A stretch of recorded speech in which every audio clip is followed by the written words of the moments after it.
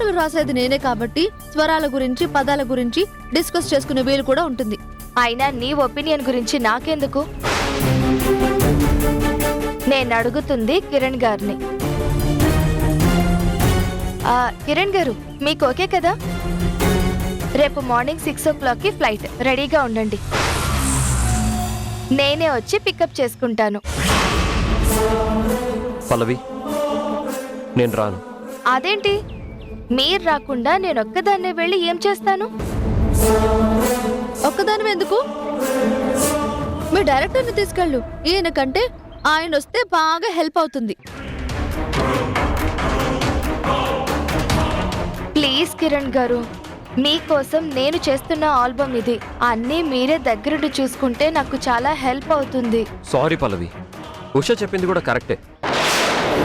అక్కడ నా అవసరం ఏం లేదు. వెళ్తే మీ డైరెక్టర్తో మేనేజర్తో వెళ్ళు, లేదంటే ప్రోగ్రామ్ క్యాన్సిల్ చేసుకో. నేను మాత్రం రాను.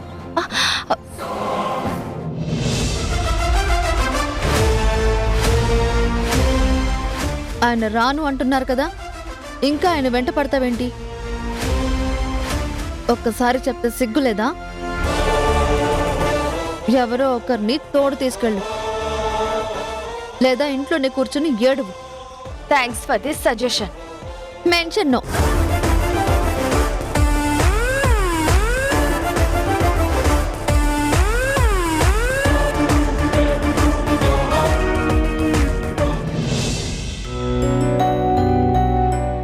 హలో.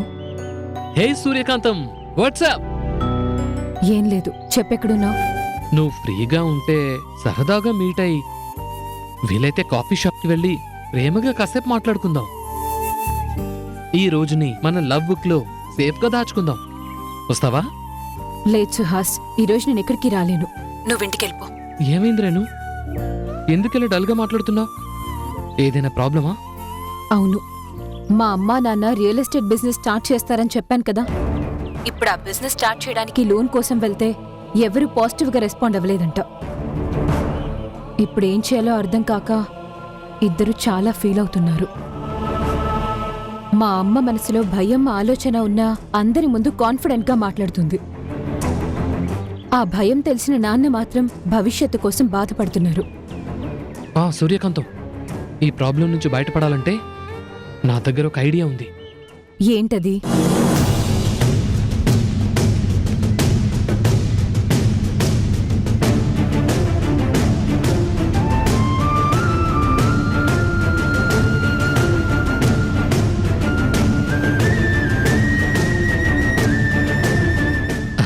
అర్థమైందా? ఇది చాలా సెన్సిటివ్ మ్యాటర్. చాలా జాగ్రత్తగా డీల్ చేయాలి. సరే, నేను మాట్లాడతాను. Okay, bye.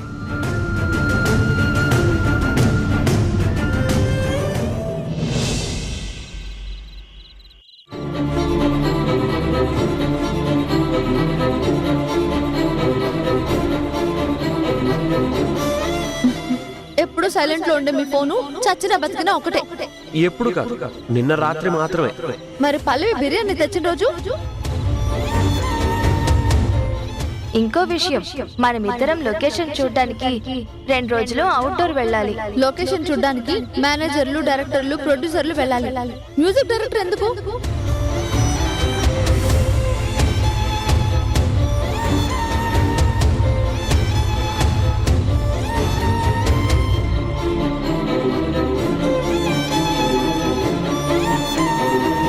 ఏవండి, పాలేమన్నా తీసుకురమ్మంటారా? ఎందుకు? భోజనం సరిగ్గా చేయలేదు కదా. సరిపోయేంత తిన్నాను, నాకింకేం వద్దు. ఏమైందండి, ఎందుకలా ఉన్నారు? నచ్చనప్పుడు కోపాలు చూపించి చిరాకులు అరిచేసి అన్నీ మర్చిపోయినట్టు మాట్లాడితే సర్దుకుపోవడం నా వల్ల కాదు.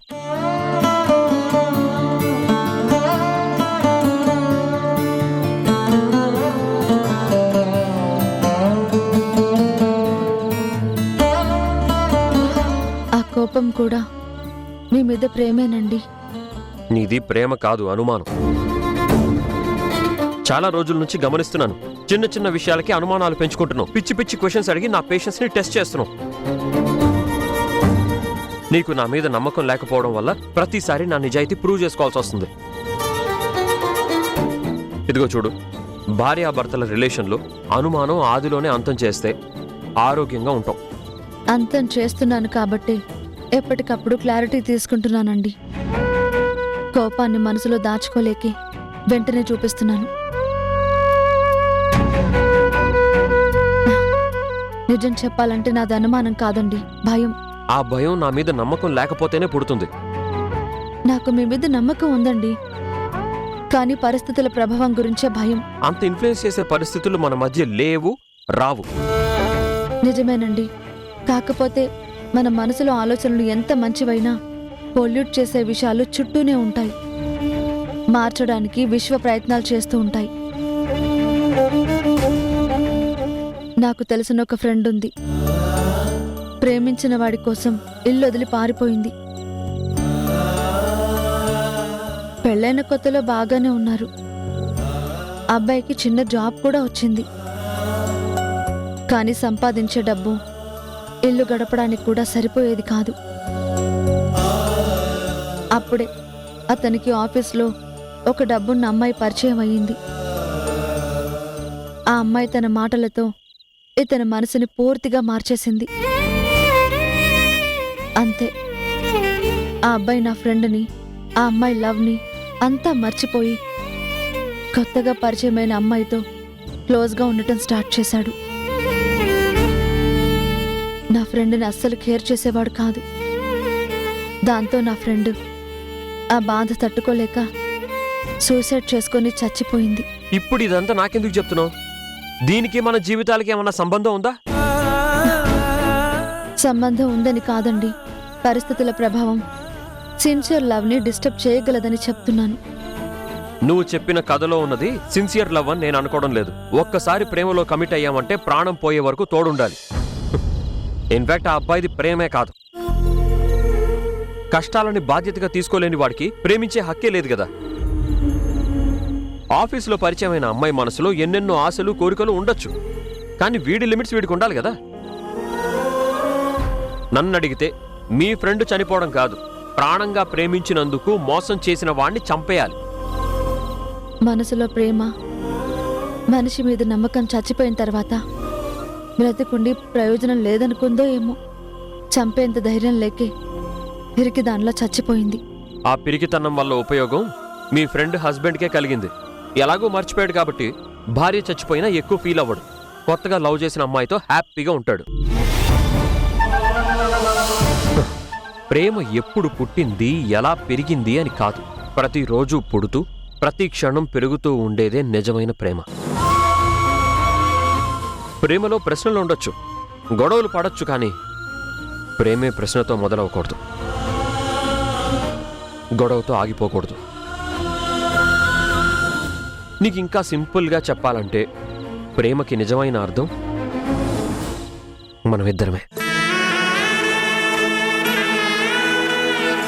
మనం ఒక పూట హ్యాపీగా ఉంటే ఇంకో పూట ఫైట్ చేసుకుంటాం. నా కోపానికి నీ ఓపిక సమాధానం అయితే నీ కోపానికి నీ ఆలోచనలే ఆధారం. మన మధ్య ఎన్నున్నా, ఎన్ని సమస్యలు ఎదురైనా ఒకరినొకరం అర్థం చేసుకుంటున్నాం కాబట్టే మాటలకు అందని గొప్ప ప్రేమ మన మధ్యనుంది. ప్రతిరోజు పెరుగుతూనే ఉంటుంది.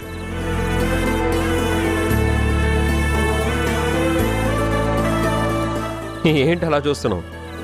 ఓ, నేనేమన్నా తప్పుగా మాట్లాడానా? లేదు, నేను పాతాళంలో ఉన్నా, ప్రాణం పోయే దశలో ఉన్నా, నా కళ్ళకి గుర్తొచ్చే రూపం, మనసుకి నచ్చే ఆలోచన నువ్వు మాత్రమే. నా పక్కన పల్లవి కాదు కదా, ప్రపంచ సుందరి ఉన్నా సరే నా ఉష ముందు, తన నవ్వు ముందు వాళ్ళంతా దూది పింజల్లా ఫీల్ అవుతాను. నేనేంటో, నా ప్రేమేంటో ఇంతకు మించి చెప్పాల్సిన అవసరం లేదనుకుంటా.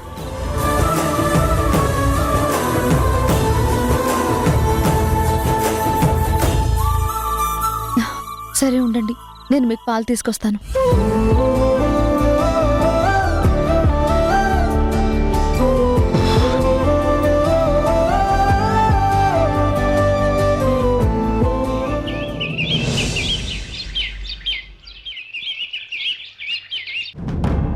అలాగా?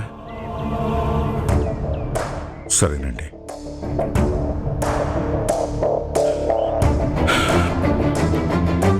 ఏమైందండి? ఇదివరకంటే మనం తేజ ఇండస్ట్రీస్ అధినేతలం కాబట్టి ఆ అధికారంతో పనులు చేయించుకునేవాళ్ళం. కానీ ఇప్పుడు మన దగ్గర అవసరం తప్ప ఆస్తి లేదు. అందుకే పనుల దగ్గర వేగం కన్నా అలసత్వం ఎక్కువ ఉంటుంది.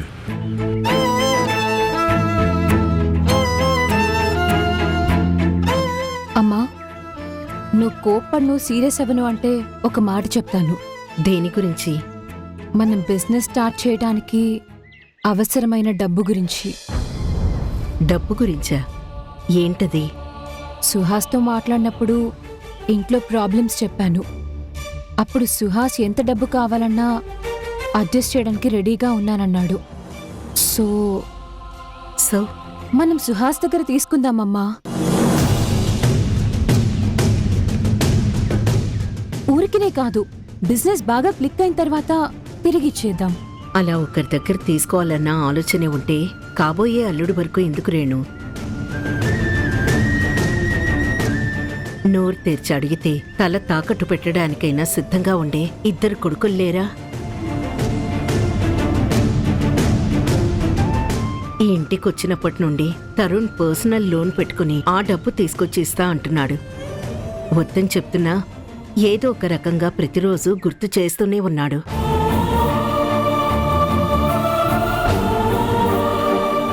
మీ నాన్న హార్ట్ సర్జరీకి ఉష ఖర్చు పెట్టిన డబ్బును కూడా ఇప్పటికీ నేను అప్పుగానే భావిస్తున్నాను. ఏదో ఒక రోజు తిరిగిచ్చేయాలని అనుకుంటున్నాను. మా గురించి నువ్వు ఆలోచించడం చాలా గొప్పగా ఉంది. కానీ ఈ అమ్మ మనసు ఆలోచన తెలుసు కూడా. ఇలాంటి సలహా ఎలా ఇస్తున్నావు రేణు? అంటే వేరే ఆప్షన్ లేదని. ఉంటుంది, మనకే ప్రస్తుతానికి కనిపించటం లేదు. గ్రహణం పట్టినంత మాత్రాన చీకటి శాశ్వతం కాదు. కాలం ఆడే ఆటలు మనం తగ్గినంత మాత్రాన ఓటమి ఒప్పుకున్నట్టు కాదు. అది కాదమ్మా, బ్యాంక్ దగ్గర తీసుకునేదేదో సుహాస్ దగ్గరే తీసుకోవచ్చు కదా. బ్యాంక్లో తీసుకునే అప్పు, మనిషి దగ్గర తీసుకునే డబ్బు రెండూ ఒకటి కాదు. అది కాదమ్మా. వద్దు రేణు, ఎవరి దగ్గర ఏదీ ఆశించకుండానే జీవితంలో ఎత్తుపల్లాలు చూశాను. కష్టం వచ్చినప్పుడు భయపడి వెనకడుగు వేయడం, పద్ధతి మార్చుకోవడం నాకు రాదు. దయచేసి దీని గురించి ఇంకేం మాట్లాడుకు. నువ్వు లోపలికి వెళ్ళు.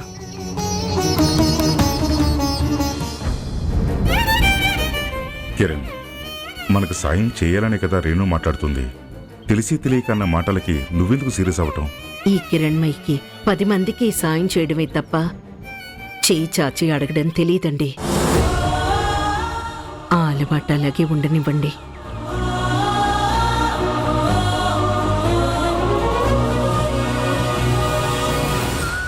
ఏంటదినా, అవసరం ఉన్నప్పుడు కూడా ఆత్మాభిమానం, ఈగో ఫీలింగ్ అంటే ఎలా? మన ప్రాబ్లం తెలిసి సుహాస్ ఎంత క్విక్గా రియాక్ట్ అయ్యాడో తెలుసా? బ్యాంకులకు వెళ్ళి నో అనిపించుకునే బదులు హెల్ప్ చేయడానికి రెడీగా ఉన్న సుహాస్ దగ్గర తీసుకోవడానికి తప్పేంటో దినా? అందరి ఆలోచనలు ఒకేలా ఉండవు రేణు. అత్తయ్య గారి గురించి తెలిసి కూడా నువ్వు ఇలా క్వశ్చన్ చేస్తుంటే ఏం ఆన్సర్ ఇవ్వాలో నాకు తెలియడం లేదు. హెల్ప్ చేయాలనుకోవడం సుహాస్ మంచితనమే, నేను కాదన్ను. అవసరం కన్నా ఆత్మాభిమానం గొప్పదని నమ్ముతారు. అది మనకి తప్పుగా మొండితనంగా అనిపించొచ్చు, కానీ అత్తయ్య తత్వమే అది. కుదరదు అన్న విషయంలో పోరాడి మరీ గెలవగల సత్తా అత్తయ్యకి మాత్రమే సొంతం. ఏమో, మీ మాటలు నాకు అస్సలు అర్థం కావు. రేణు,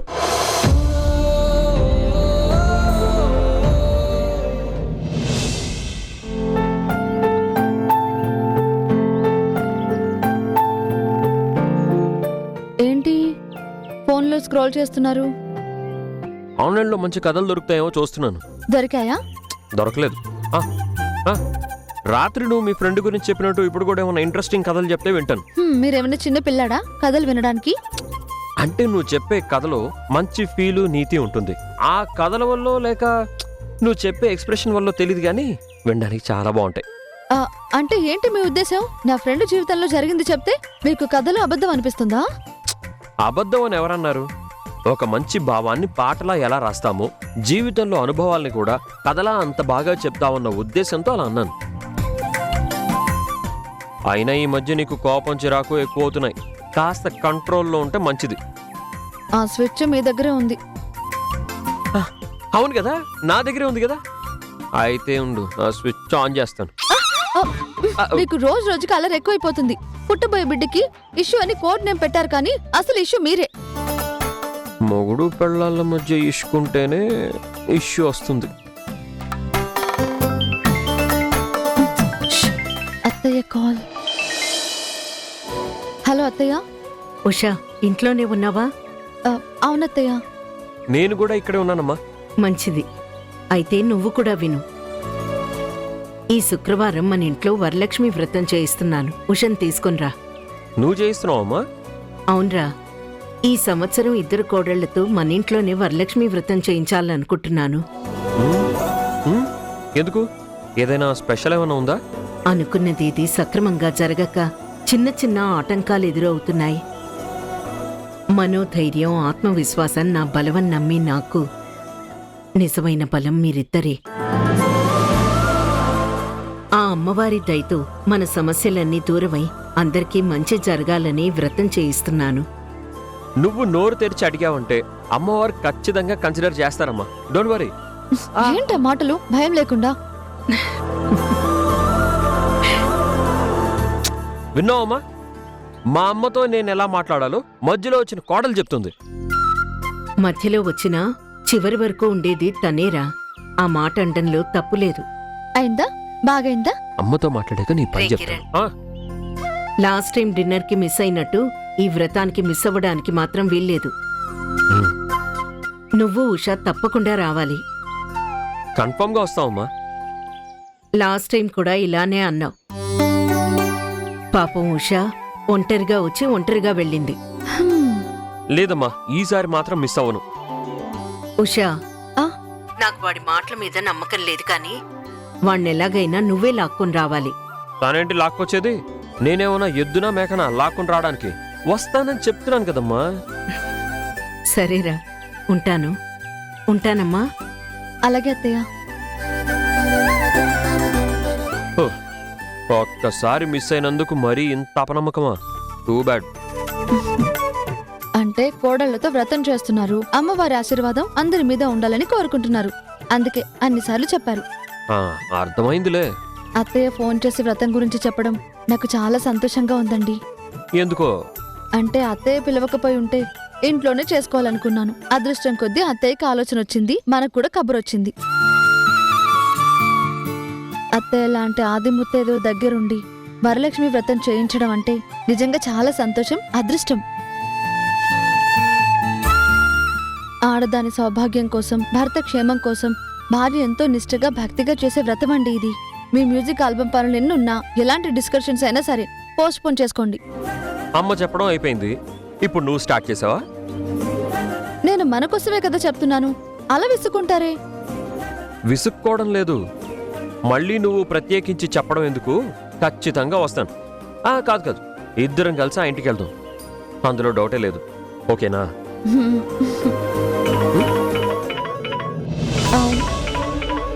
ఎవరు? ఇంకెవరు? పల్లవి.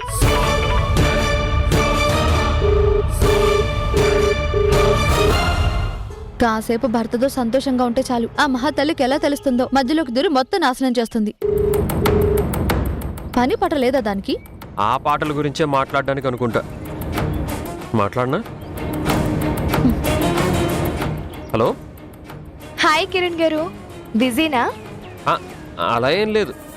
వరలక్ష్మి వ్రతానికి ఖచ్చితంగా ఉండాలని ఉషా రిక్వెస్ట్ చేస్తుంటే సరే అని చెప్తున్నాను. అదంతా దానికెందుకు చెప్పడం? ఓ అవునా, సరే మాట్లాడుకోండి, నేను తర్వాత కాల్ చేస్తాను. మా మాటలన్నీ అయిపోయాయి పల్లవి. ఇంతకీ నువ్వెందుకు కాల్ చేసావో చెప్పు. మీతో ముఖ్యమైన విషయం మాట్లాడే పనుంది, ఒకసారి ఇంటికి రాగలరా? ఇప్పుడా? అవును, ఇప్పుడే, కొంచెం అర్జెంట్. Okay, thank you.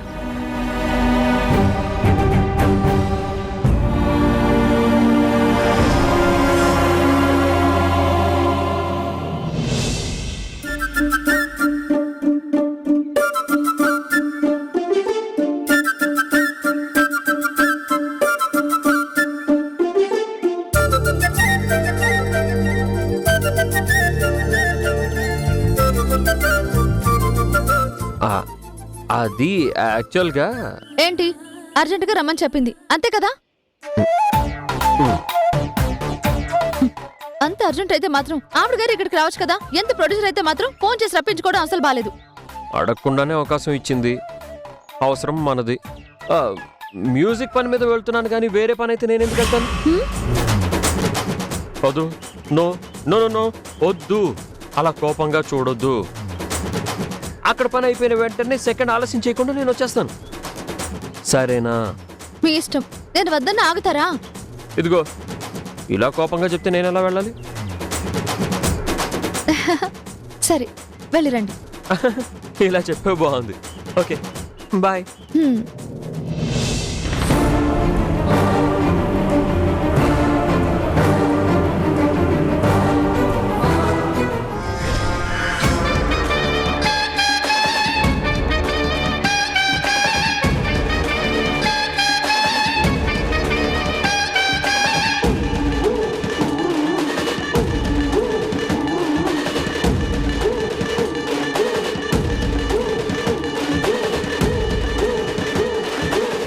నిజమైన ప్రేమ కోసం జరుగుతున్న ఈ రహస్య యుద్ధంలో నువ్వు నేను మాత్రమే తలపడదాం.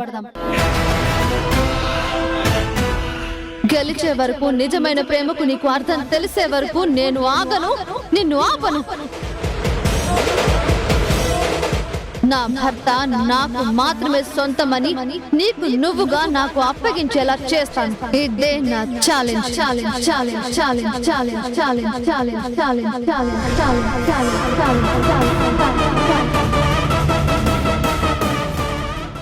అమ్మవారు కనికరించాలన్నా, మనసులో కోరికలు తీరాలన్నా నేను కూడా వరలక్ష్మి వ్రతం చేయాలని చెప్పారు. పూజ పూర్తయిన తర్వాత మన మేలు కోరుకునే వాళ్ళ ఆశీర్వాదం తీసుకోవాలని చెప్పారు. ఈ ప్రపంచంలో నాకంటూ ఉన్నది, నేను నమ్మేది, నా మేలు కోరుకునేది మీరొక్కరే. అందుకే ఆ రోజు వ్రతం అయ్యేంత వరకు నాకు తోడుగా ఉంటారా? ఈ శుక్రవారం మన ఇంట్లో వరలక్ష్మి వ్రతం చేయిస్తున్నాను. ఉషను తీసుకుని రా.